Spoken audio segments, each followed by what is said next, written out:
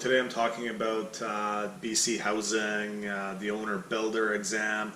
So today BC Housing sent out a compliance advisory pertaining to owner-builder exam. So once again, nothing about the effectiveness of the exam. Why was it introduced? And nothing about how they plan to improve the exam. Getting hundreds of emails from people all across BC about economic hardships this exam is putting them through, about how they learn nothing through this exam that's relevant to helping them build a home. Everything I've received over the last 2 years, which is now in the thousands of emails, it's all been negative. I literally haven't had one person email me and say that this exam helped them in any shape, way, or form. So BC Housing advisory email that I received today. So be aware they can fine you up to $25,000 if you're not following their BS protocol.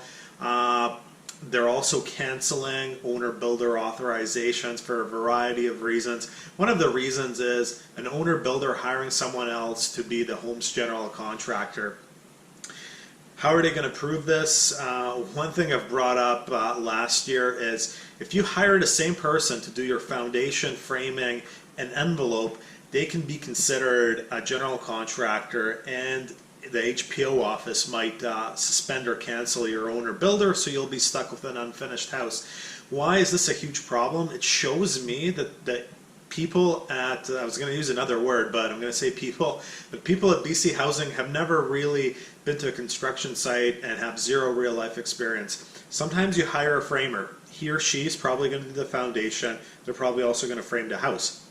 But sometimes framers also do the exterior envelope in terms of hardy plank siding if they're waiting for another job. So all of a sudden, you're following real life circumstances, you're getting a professional to do all the work, but BC Housing might consider it as general contractor. Anyway, this advisory had a bunch of other crap to scare people, such as, the Supreme Court can register judgments against your property and any significant assets. It's basically more scare tactics from BC Housing.